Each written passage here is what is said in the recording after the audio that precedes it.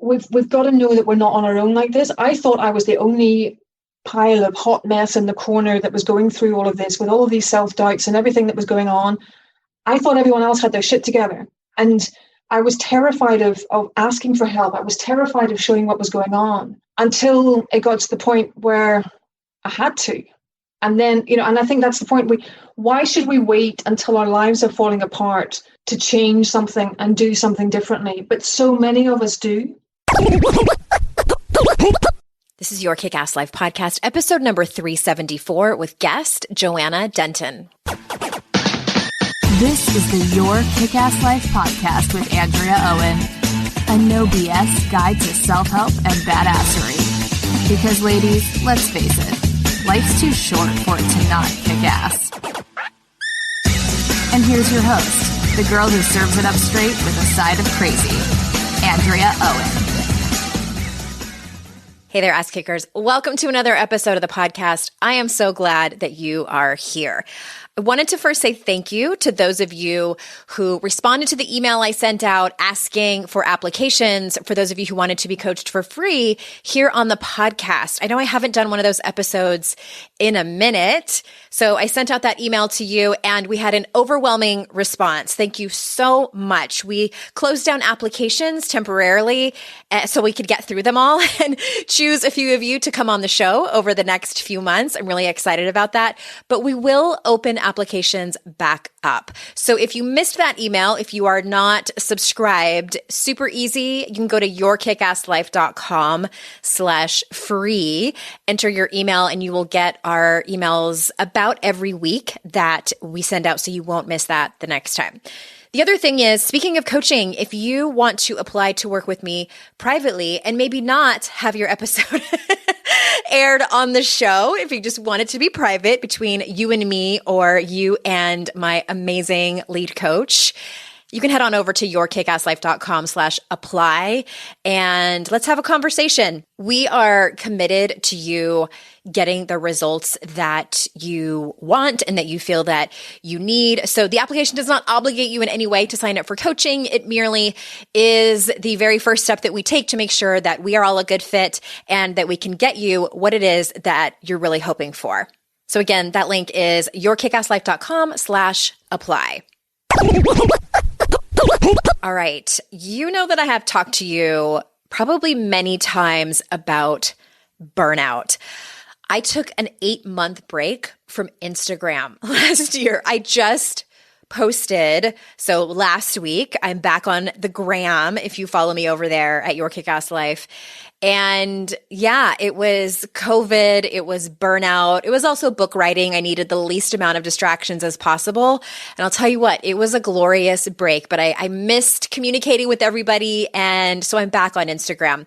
I wanted to have an expert on to talk specifically about burnout. It is something that I think so many people struggle with, so many women struggle with, whether you are a stay-at-home mom, whether you work from home, whether you work outside of the home, whether you have children or you're child-free, in a relationship, single, it doesn't really matter. Burnout, I think, is a more prevalent thing than we actually think. So I have Joanna on today. For those of you that don't know her, let me tell you a little bit about her. Joanna is a 2-time TEDx speaker who has been a conference speaker for nearly 20 years, speaking on stages all around Europe as well as North America. She is a lawyer by training and was a tax consultant in Big Four accounting firms in both the UK and Luxembourg for 16 years. In 2014, after 2 burnouts in 5 years, Joanna decided to leave the tax world behind and change her life completely.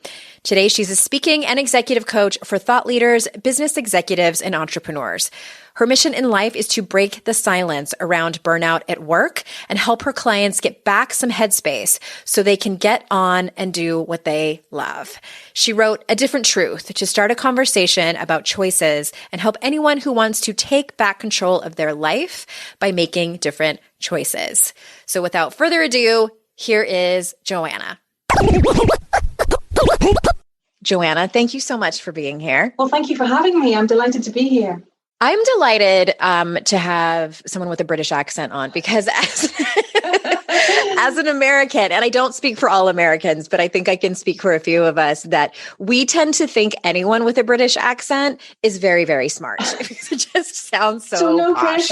no pressure at all to sound smart. No pressure at all. Well, it's all good, and there'll be a bit of Northern Irish in there as well with my how now, brown cow. Yes. So yes. Yes, I can tell that it's a mix, and that's why I was asking you, where are you from and where are you living? And it's embarrassing to say, every once in a while, I can't tell the difference between Australian, Irish, Scottish, or English. So sorry. Well, I mean, to be fair, I could probably tell a Texan, but I couldn't tell a Connecticut from Wisconsin. So I think, you're in good point. Do you know what I mean? It all sounds American, and sometimes even the Canadian I get mixed up as well. So, I think... I can see the similarities.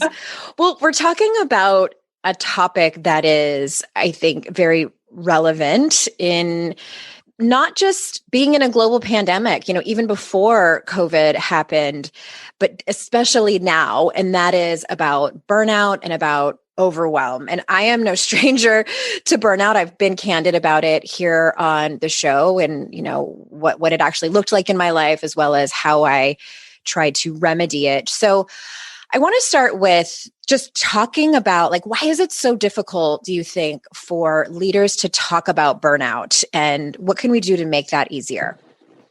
Well, I think there are a few reasons why it's difficult for leaders to talk about it. And I mean, would it help maybe to give a little bit of my background as to my experience with burnout and why it was difficult for me to talk about it?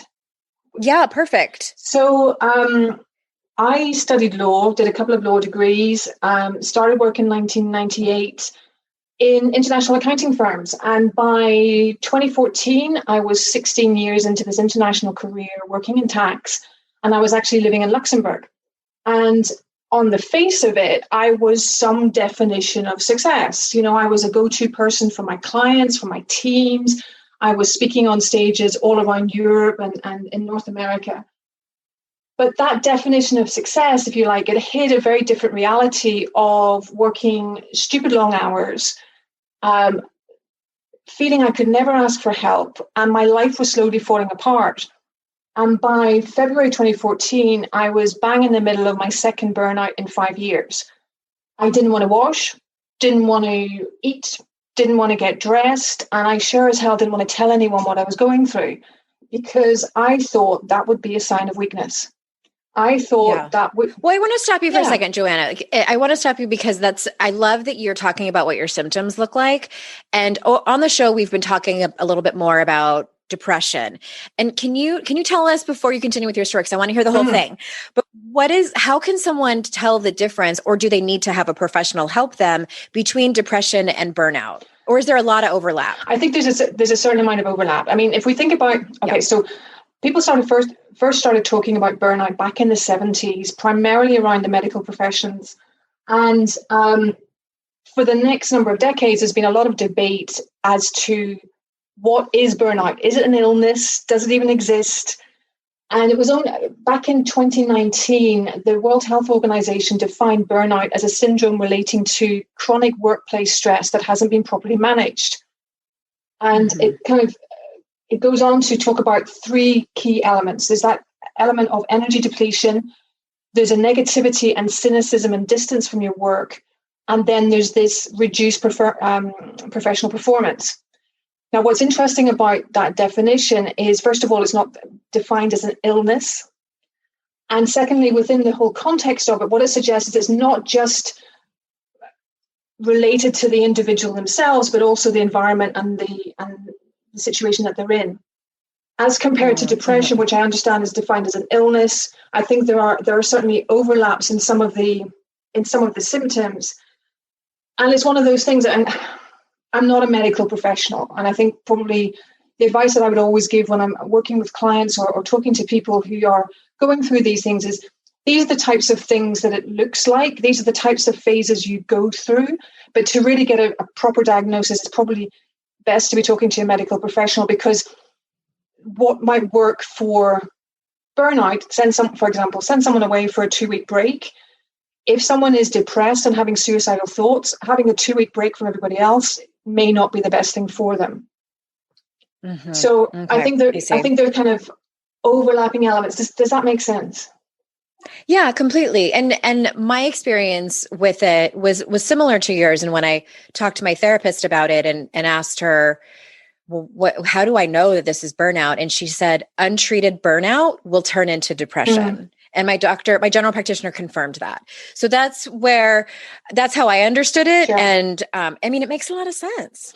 I think it does. And I think one of the other things that's important about it is it's not from one day to the next. There's that kind of, I typically like to think of it as, different phases. You've got the honeymoon phase. You start this new job, this new project, this new responsibility. You're super excited about it. You want to show how good you are. Maybe you have a couple of, setbacks. And so you work even harder to prove your value.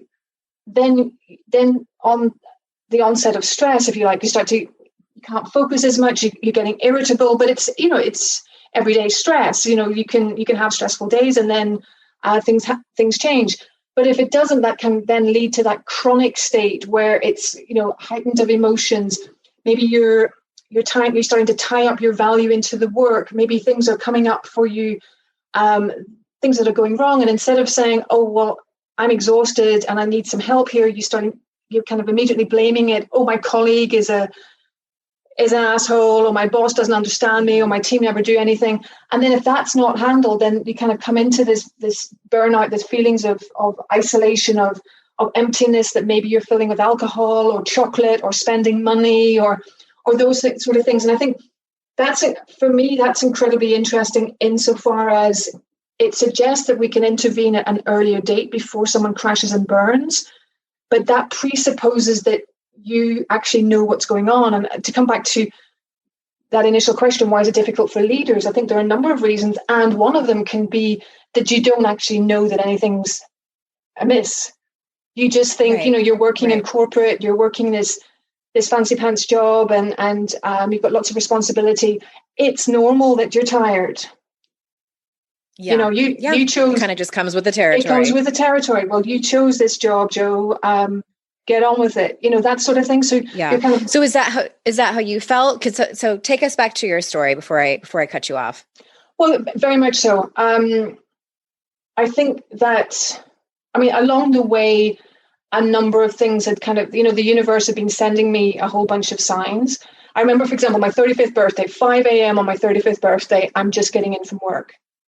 And because I've been working on... Wait, you mean you worked all the way until the middle of the early morning hours and then went home at 5 a.m.? On that particular birthday, absolutely. And, the things, because I was based in Luxembourg, but I worked a lot with West Coast clients. So for a long period of time during my career, I would work with my European clients, if you like, 9 to 5, but then at 5 o'clock, the West Coast wakes up.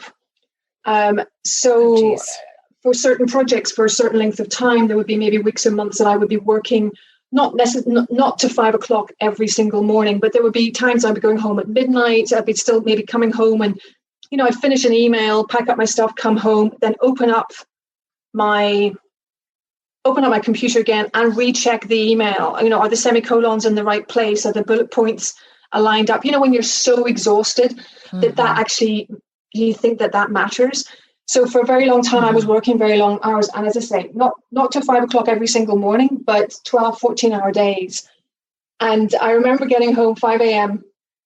I should have been sleeping, but instead I was on the phone to my ex-boyfriend, opening the present that my parents had sent me for my birthday.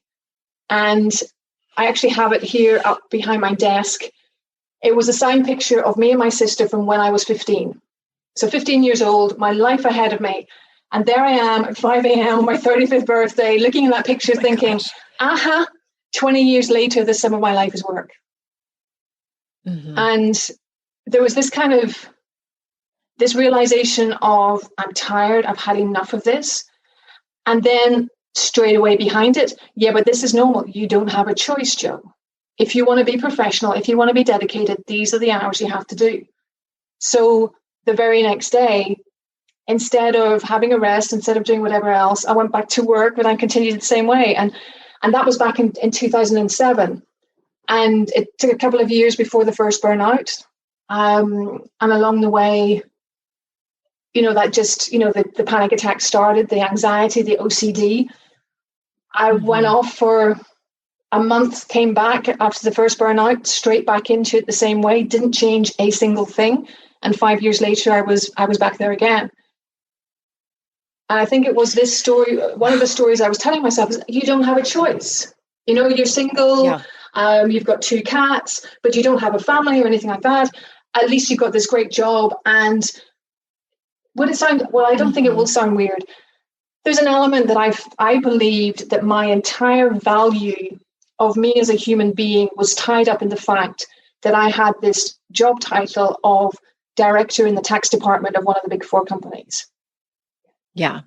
I don't think that sounds weird at all. I think that that's more common than we would like to know. Completely.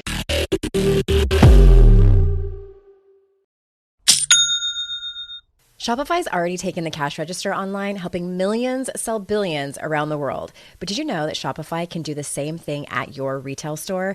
Give your point of sale system a serious upgrade with Shopify. With Shopify, you get a powerhouse selling partner that effortlessly unites your in-person and online sales into one source of truth. Track every sale across your business in one place and know exactly what's in stock. Connect with customers inline and online. Shopify helps you drive store traffic with plug-and-play tools built for marketing campaigns from TikTok to Instagram and beyond. Get hardware that fits your business. Take payments by smartphone, transform your tablet into a point of sale system, or use Shopify's POS Go mobile device for a battle-tested solution.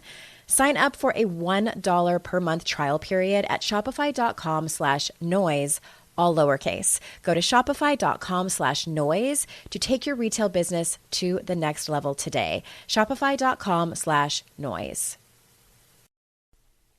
It's hard to find a great mentor who can help me level up. My dream mentor, Shonda Rhimes. So I was really excited when I heard she has a class on Masterclass. With Masterclass, you can learn from the best to become your best. Masterclass is the only streaming platform where you can learn and grow with over 200 plus of the world's best. For just $10 a month, an annual membership with Masterclass gets you unlimited access to every instructor. And you can access Masterclass on your phone, computer, smart TV, or even in audio mode. I'm always looking for ways to be a better writer, so I took Shonda Rhimes' screenwriting class. It helped me gain concrete technical advice, including structuring, the writing process, and with shows under her belt like Grey's Anatomy and Bridgerton, it was so helpful. Plus, every new membership comes with a 30-day money-back guarantee. Don't wait another moment to start your learning journey with Masterclass.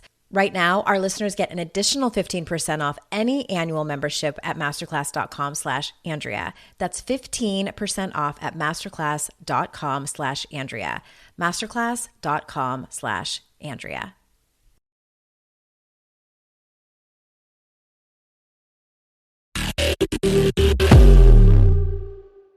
And I've worked with women who, they kind of have this, essentially it's a bit of a breakdown, and whether it's mental, emotional, whatever it is, and they come to work with me, and they're in their 30s or 40s or sometimes 50s, and they identify solely on their productivity, their success in their work. Sometimes they have children, sometimes they don't.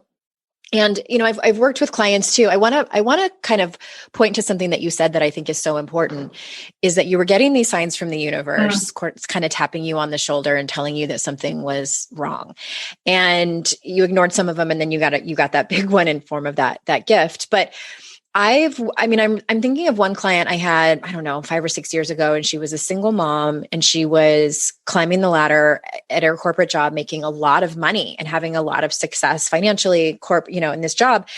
And she was in burnout. And I was very honest and candid with her and said, you can't keep this up. You have to do something. And it was so much like, I have built this lifestyle for my daughter and, prove to my parents that I can do this, and prove to my ex-husband that I can do it without him. I can't step back. I can't, take a leave of absence. What will people say? So I could tell her that until I was blue in the face, and it didn't matter. Like, she had to, and I think this is with everyone. I would be the same way. She had to take her own lessons So let this be a sign from the universe for someone listening. this conversation. Yeah. It's so true. And I think because, I talked about the picture. The picture wasn't enough. It actually took the death by suicide of a colleague for me to wise up and smell the coffee. Oh my gosh. And what's been really interesting talking to other people is that very often, similar story to the one that you've just told, almost as though it wasn't enough that they were falling sick themselves, because in their minds they weren't important enough to be able to look after. It had to take something for somebody else. For example, one friend who had a friend who was a policeman on the streets of Luxembourg. He was stabbed to death. She had a wake-up call. Someone else, she was driving very, very slowly on a motorbike to her motorbike exam, and she tipped the bike over, and then she had an accident, and then her body just broke down, and she was off for 18 months. Mm-hmm. And a third one, it was the day that she realized she was so exhausted she couldn't remember how to make spaghetti bolognese for the kids. That's what it was that woke her up. Gosh. And I think that's something that I find incredible now to look at and think, well, how can you be so bloody stupid? I mean, the universe is sending you those things. But for me, I was a floating head. My body's sole purpose until I started to unpack all of this was to get my head from one meeting to the next. So I was just living up there and couldn't hear what my body was telling me because I was just stuffing it down. And I can tell you now, I can hear every single thing that my body says. I mean, it screams blue murder at me most of the time now. But at the time, I couldn't hear it. And I think that goes right to what you're saying about your client. We need to see it for ourselves. And what is, and part of what I want to do by talking about this in so publicly and openly about it is we've got to know that we're not on our own like this. I thought I was the only pile of hot mess in the corner that was going through all of this with all of these self-doubts and everything that was going on. I thought everyone else had their shit together. And I was terrified of asking for help. I was terrified of showing what was going on until it got to the point where I had to. And then, and I think that's the point. Why should we wait until our lives are falling apart to change something and do something differently? But so many of us do. I thought you were going to say, I don't know if it's just part of the human experience. I mean, that's my question too. Like I had a falling apart moment that was more in terms of romantic relationships. And I tell my story as a cautionary tale to say, and it was the same. I wasn't listening to my intuition. Like, you don't have to wait until these incredibly egregious, life-changing moments, where you're in the hospital for 18 months or to change your life. But I don't know. I think the jury's still out on this. What do you think? I think that some people just learn that way, and that's part of their journey. Well, I think for me, what I've kind of learned looking back is that I was telling myself a bunch of stories about how life was and what I should expect from it and what my role was in that. And, some of the stories were around if I want to be professional and everything else, then I have to do long hours. It didn't matter what the quality of those hours was, but it was the quantity. And that was a story I had. I had a story about serving others means sacrificing myself. I couldn't understand why in the airplane they talked about putting your own mask on before your kids. And I'm thinking, well, surely that's counterintuitive. Of course, you're going to help your kids. I didn't get it because I had these stories ingrained. And I think that's the thing that I think is important to start to unpack and to see how we learn these stories. It's for survival. I mean, those stories form how we get through our young years and then we go on to reinforce them at school, at university, in life. And it's very often it's those stories that become so ingrained that we think it's the truth, when in fact it's not necessarily. It's not. And, this is something I talk about in my next book that's coming out, is that these are stories that are handed to us. And I don't think it's very common where people are implicitly told at a young age, your worth is wrapped up in your productivity and what job you get. No. But we're conditioned and socialized. And I think that this is true for men too. It just looks different. That our value is wrapped up in our productivity, in our success, in our finances. And when you live in a capitalistic, culture and that's based on a meritocracy, that's how it works. Yeah. And it's that unlearning has been, for me personally, and it sounds like for you too, like PhD level learning / unlearning, that's what's important. Because you said such an important word. This is our survival. And it's many times unconscious that we think in order to survive, we have to do X, Y, and Z.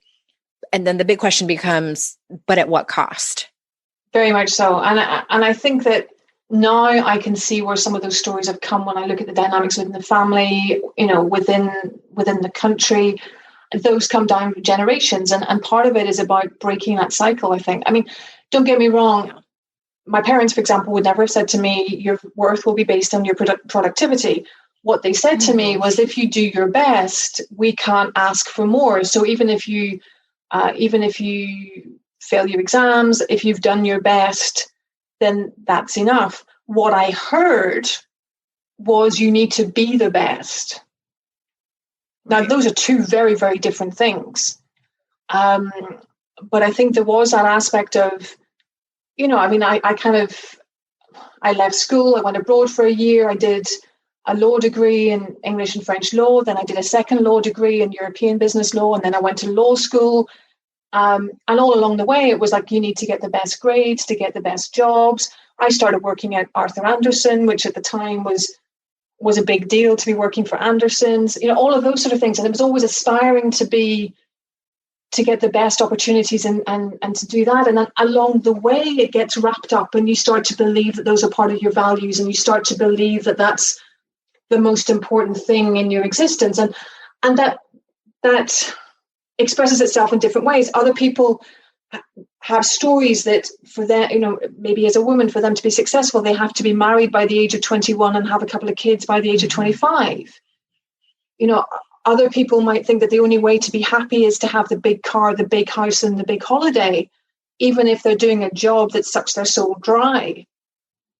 All of those different things kind of come up, and this is part, again, of what makes it so difficult to see that anything's going on, because it's just so ingrained as the truth that we don't know it's a story. We just know we're trying to get through the day and do what we believe is what we're meant to do. And I think part of it becomes kind of becoming aware of the fact that those are stories and noticing them, and then giving yourself a break, because, I got through 40 odd years before I started seeing that these were stories. And, part of it was having a bit of self-compassion and not beating myself up about it. And when you can start to notice them, then you can start to challenge and maybe change them. But if you don't even know they're there in the first place, you're a bit stymied, really. I'm curious to kind of jump fast forward. How has your life improved as a result of your burnouts? There've been a lot of realizations as to what I was doing. So I went through the second burnout in 2014, decided, Peter's death, and realizing that he felt he couldn't ask for help. And I was sitting there thinking I couldn't ask for help. That spurred me to pick up the phone and ask for help. So I was able to unpack a lot of these. So I left tax back in 2014, about 6 months after I had gone through this. And I started working as a coach, first in-house, and then I left to set up my own business. So in a lot of ways, being able to get out of that environment, the burnout really, it gave me a fire up my ass to leave tax and do something completely different. Tax wasn't the be all and end all of life. And I know that's a controversial statement, but I'll put it out there anyway. There is more to life than tax. And that's blasphemy, Joanna. Thank goodness me. Thankfully, I'm over here in Belfast and my former colleagues can't hear me. But I think it was about, deciding what was important in my life again, and realizing that it was more about the relationships. It was more about It was no longer about being validated by what everybody else thought. My initial, my definition of a kick-ass life then, before the burnouts, was whatever everybody else tells me it is. If I'm doing a good job, they'll tell me I'm doing a good job. Okay, that must mean I've got a kick-ass life. What I've learned is that it's up to me to define that myself. That's now defined by having an impact, by being close to my friends and family and having those relationships. It's defined about, making a difference and talking about burnout and mental health so that other people don't have to go through this the way that you and I went through it. And I think in that respect, I'm a lot more chilled out. I'm a lot more, I've realized just how scared I was of everything in the past, riddled with all of these self-doubts and second guessing myself. And because I refused to admit that I was scared, because if I admitted that I was scared, then that meant that I was weak, I would squash down all of this fear. And I would squash down all of the frustrations I had about being a woman in a very male-dominated area, and squash all of those emotions down, thinking, oh, well, if I squash it down, I don't see you, you don't exist. Hell no. That started, as you can imagine, started leaking out everywhere into the OCD, the panic attacks. I had checklists to leave the apartment. I would video the floor. This is going to sound bonkers. If I was working late at the office and I would leave my office to go down into the car park, I would video the floor from my office all the way along the corridor, out onto the landing, into the lift, down the 4 flights of stairs, out of the lift in the car park, all the way to my car, so I could watch it back and confirm that I hadn't dropped anything. And then I would proceed to drive around the car park for 10 minits to double check I hadn't left anything on the floor before I would take my courage in 2 hands to leave the car park.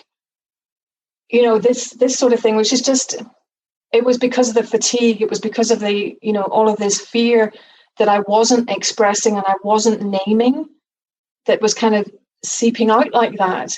But of course, as far as everyone else was concerned, I had my shit together. I knew what I was doing. I was top of my game, blah, blah, blah, blah. And I wasn't letting any of them see behind that.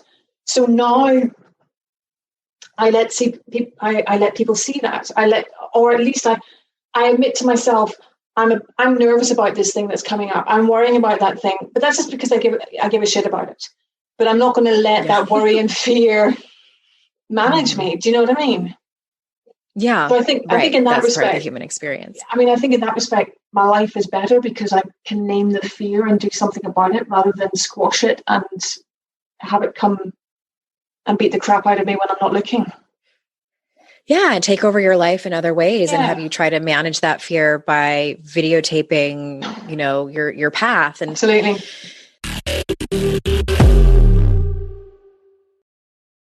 Today's podcast is sponsored by MIDI Health. Ladies, are you over 40 like me and dealing with hot flashes, insomnia, brain fog, moodiness, some vaginal dryness, or weight gain? Don't just accept it as part of aging. These symptoms are often linked to hormonal changes during perimenopause and menopause. At MIDI Health, they get it. Their experts know what you're going through and how to help. MIDI clinicians are menopause specialists offering safe, effective, FDA-approved solutions. And guess what? MIDI care is covered by insurance. So stop pushing through it alone. Schedule a virtual visit and dive deep into your unique symptoms and health background. You'll walk away feeling heard and with a plan to start feeling better. Visit MIDI Health today and reclaim your well-being. You deserve to feel great. Book your virtual visit today at joinmidi.com. That's joinmidi.com. joinmidi.com. When you're listening to a song on the radio and you get the profound feeling that the song playing was written about you, now imagine having the power to gift that same incredible feeling to someone you love with an original song from Songfinch that actually is written just for them. Songfinch lets you create an original radio quality song inspired by your own life and the people you love. It's completely unique, personal, and lasts forever. Whether your song is for Father's Day, an upcoming graduation, wedding, or anniversary, or even just a gift to show your loved one how much you care, start your song now to lock in one of Songfinch's top artists. I gifted Songfinch to myself, a song about my late father, and I'm so excited to play you a clip. Flipping through the slides of learning how to live and how to love, and coming undone a father daughters without, so she writes it down. One of my clients heard about Songfinch from this podcast, and so she had a song created for her son who is graduating, and she told me that they both cried when she played it for him and that it exceeded her expectations. For a limited time, Songfinch is letting our listeners upload their song to Spotify for free, so you and the lucky person you gift it to can listen to it anywhere, anytime. Go to songfinch.com/noise and start your song. After you purchase, you'll be prompted to add Spotify streaming for your original song for free, a $50 value. Again, my URL is songfinch.com/noise. Don't forget to share your song with us too. songfinch.com/noise.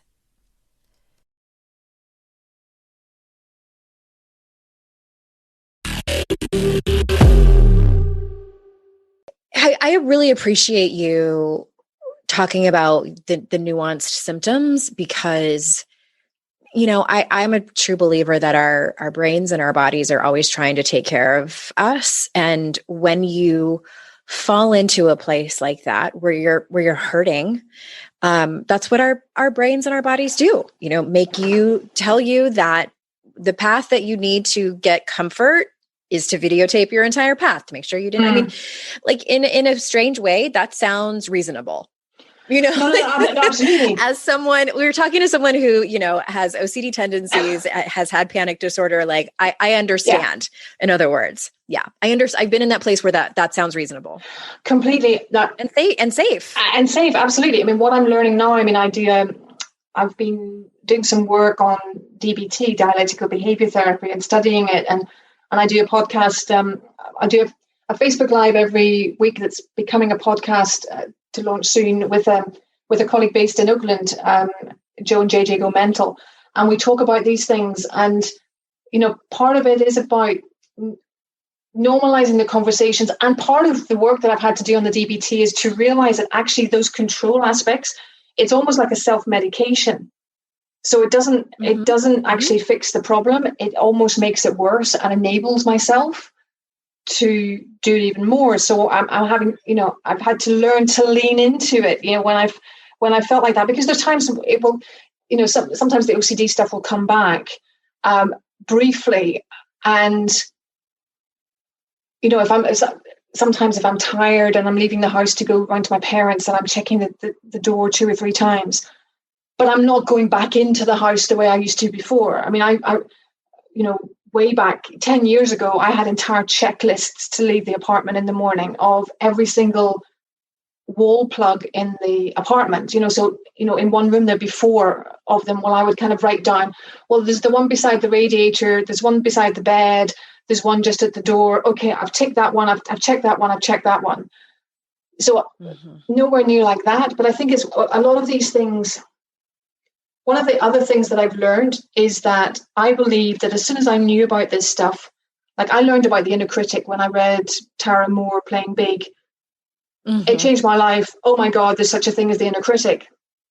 Yeah. And I then thought, brilliant. I know the inner critic, Brainy Bob, the boring barrister. I know who he is. I know what he's there for. Fantastic. He's going to go away now. I will never see him again. Bullshit. You know, I think when you start... Sorry, Joanna. Yeah. For a fleeting moment. You gotta hope. Yeah. You know? Yeah. But that's a bit, I want to say like, that's a big part of, I remember the moment that I learned about the inner critic. I was sitting in a conference room in my coach training in 2007. And I was just looking around the room like, oh my gosh, are you guys listening to this? Like, how did I not know this? My mind was blown. How did I not know this? How did I go all those years without knowing? And that is only half the battle. You know, the battle that counts the most is, and I don't like to use war metaphors, but Yeah. The work that matters is the consistent Absolutely. managing. Absolutely. Same thing with Brene Brown. I remember very clearly in a training room, in a hotel, in a forest in Luxembourg, the facilitator puts on Brene Brown's vulnerability TED Talk. Mm-hmm. And I'm there thinking, it's only taken me 42 years for someone to tell me I don't need to be perfect. I mean, what the fuck is that? Yeah. Excuse my French. Yeah, I want to put that TED Talk in the show notes, as well as that Facebook Live that you're doing with your colleague. And I want to ask you about your book, and it's called The Different Truth. Yeah. So I'm curious where that title came from. Well, A Different Truth it's this kind of idea of, all of these stories we tell ourselves that becomes so ingrained that it becomes the truth. And the book is about a leap of faith that perhaps is a different truth out there. So the subtitle is Reject the Stories That Are Killing Your Career and Start to Make Choices That Are Better for You. So it's really around 5 core areas about stories, about places that we might have stories. For example, first one is about thrive. So it's the stories we tell ourselves about how we have to put everyone else first and we don't look after ourselves. Self-care is for lazy, unprofessional Californian hippies. I mean, that sort of story. What can I say? The second one is around the fear, rewiring out of the fear. So there's stories that we're not good enough and we've only got one shot at it. The third one's about community. I'm the only one in this. No one else can help me. The fourth one is about telling your story. It should be enough that I've done a good job. I don't need to tell anyone I want a promotion, that kind of story. And then the fifth one is around connecting around your work. So I work a lot on the speaking side of my business. I work with a lot of geeks who talk about really, really difficult subjects. So it's the stories that we have about my subject is so important. If I dumb it down, it loses the impact. So it's really about saying, here are some examples of stories that we tell ourselves in our career, in our lives. What if we were to take a leap of faith that it wasn't the only story and that there was a different way of doing it? How can we then step into that new truth? So, for example, if we talk about a story that we have that we're the only one that can do this stuff, that I have to do it all by myself, I can't ask for help. If we took the leap of faith that we could ask for help, okay, well, how can we go about building our community? How can we go about showing other people who we really are and then seeing them for who they really are as well and making those connections and so on? So it's meant to be a very kind of hands-on, practical, here are some exercises. If you've only got 5 minutes, here's a 5-minute exercise. But if you've got longer time, here are 3 exercises for each of them. That might take half an hour, might take 4 weeks. And drawing from all of the reading that I've done over these last years from Brene Brown, Tara Moore, Carol Dweck, all of these sort of people, bringing them together into one place. Yes, those are some of my favorite people. I love that. And I want to circle back to something that you said and sort of underscore it about the topic of asking for help. And we have spent a little bit of time there, but I want to reiterate how difficult that can be for some people still. Even as self-aware as a lot of the people are that listen to this show, the amount of personal development that they have consumed and learned and practiced, I am a true believer that asking for help is still, it sort of ebbs and flows as, the degree of difficulty. Personally, even, and I am someone who lives and breathes personal development, personally and professionally. And, I had Mia Hemstad was a guest on my show not too long ago, and we both shared our stories about depression and some suicidal ideation. And I had never shared that on the show before. And I was still a little bit worried to tell the story and I remember when it happened, sitting in my office and crying and thinking, if I tell, like, this is like the capital T, capital W, the worst, the worst in terms of people are going to really worry about me and kind of give me the side eye and think, okay, this woman has lost her mind. She is not to be trusted. That's what I was worried about, that even my husband might think that he would view me as like unfit to be a mother. And I think that is part of the head trash, that happens. Yes. That's how shame survives, is by telling us that it is not a good idea to tell our story and to speak it even to people we trust because it is shameful. We're going to be rejected. We're going to be abandoned and we might die. And I don't mean that as an exaggeration. I do think that the lizard part of our brain tells us. Oh, hell yeah. It was really scary. And I did it. The first person I broke down to and told is I FaceTimed my best friend. She knew it was an emergency because if we call or FaceTime each other, it's like, you better pick up the phone when it's not a text. And I just word vomited everything. And I'm so glad that I did. And I do think that accelerated my getting help as well as feeling better and getting better. Oh, hell yeah. I mean, oh my God, yeah. And it's so, I mean, again, the burnouts, that was the thing for me. I'm the one that people come to for help. I'm not the one that goes to anybody else for help. If I start doing that, then what are they going to think of me? Oh my goodness, yes. And I think this was the thing with Peter's death, because he died suddenly at the age of 67. And by that stage, I'd been super glued to the sofa for a couple of weeks, but I just had to be at the memorial service because he was a gentleman and he was a gentleman. And I knew I had to be there. And what I discovered during the service was that he hadn't died without a heart attack. He'd spent the weekend with friends, laughing and joking, going to the movies, going to the jazz aperitif in the Abbey. And then on Monday morning, he got up, he went to the Red Bridge in Luxembourg and he jumped. And oh my gosh. What really, really struck me was his friends, doing the eulogies, talking about the black dog, talking about the depression that he'd had for so long, but also saying, if he had told us, we'd have been there. But he didn't tell us. And I think, I haven't been in Peter's head, but what I understood from that is he believed that he couldn't ask for help. That no matter how close these friends were, no matter how long he had known them, he felt that he couldn't ask them for help.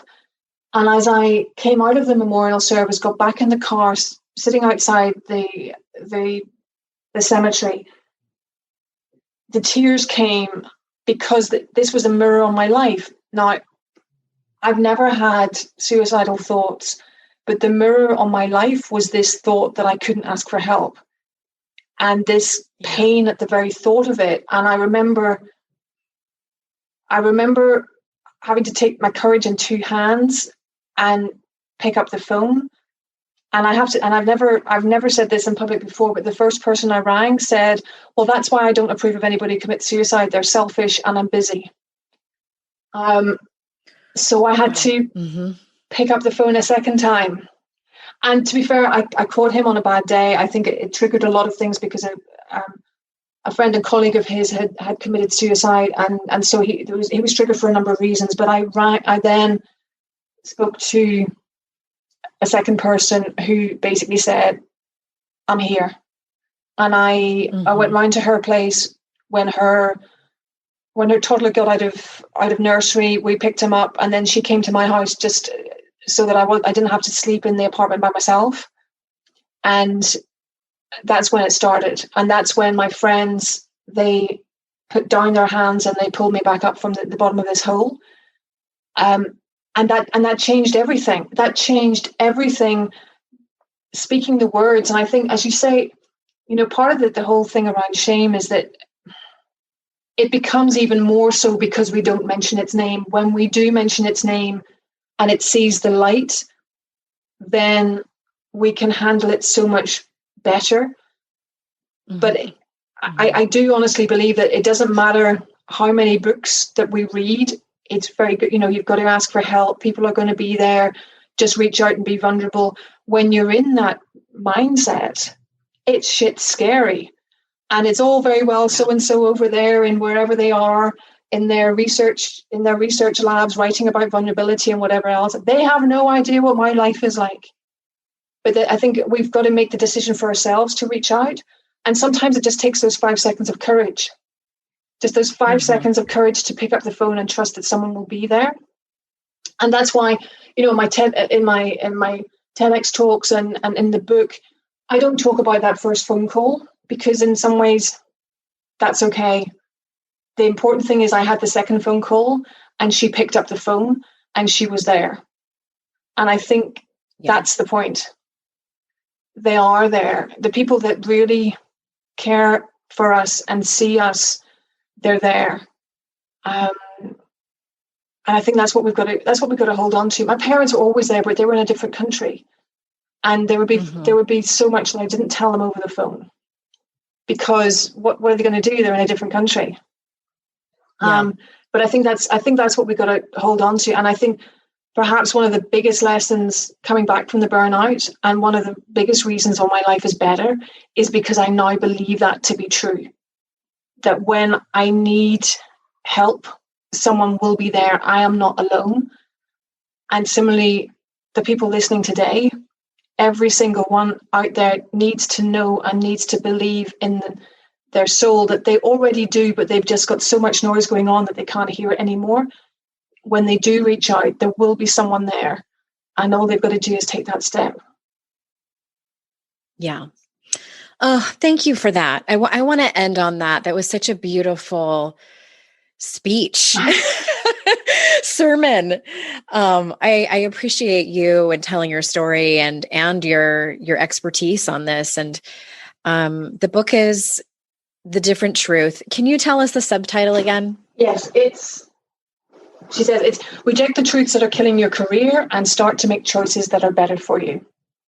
So it's beautiful. Published on Amazon. So we can get that in paperback or hardback. Okay, amazing. JoannaDenton.com. We'll put all those links into the show notes, as well as your TEDx talks. Thank you so much for being here. Before we close up, is there anything that you are wanting to say that you want to circle back to, or make sure that you leave having said it, and also tell people where they can find you?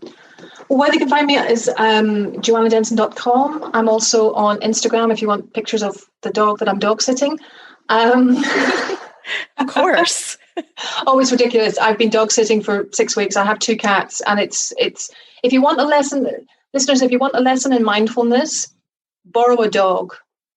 You know, the number of times you're not super attached to it. Oh, I feel like 6 weeks is like, okay, oh my goodness me, my heart is going to break when she leaves. But the whole thing is that she has. I'm used to dogs that bark at you if they need to go to the bathroom. This one just looks at you. So for the first couple of weeks, every time she'd look at me, I'd think, oh, she's just looking at me longingly because she loves me. No, she needs a pee, Joe. Get off your ass and let her out the back door. Anyway, so they can find me on my website, on Facebook. The Facebook Lives go out every Monday as of February. They've been going out every Saturday before. The podcast is coming. So yes. Amazing. Thank you so much. I appreciate your time, and listeners, I appreciate your time as well. You know how grateful I am for that. And remember, it's our life's journey to make ourselves better humans, and our life's responsibility to make the world a better place. Bye, everyone. Thank you for listening to Your Kick-Ass Life podcast. If you'd like some extra support, we would love to see how we can help you. You can apply for private coaching by simply texting the word apply to 33777, and the link will be sent to you.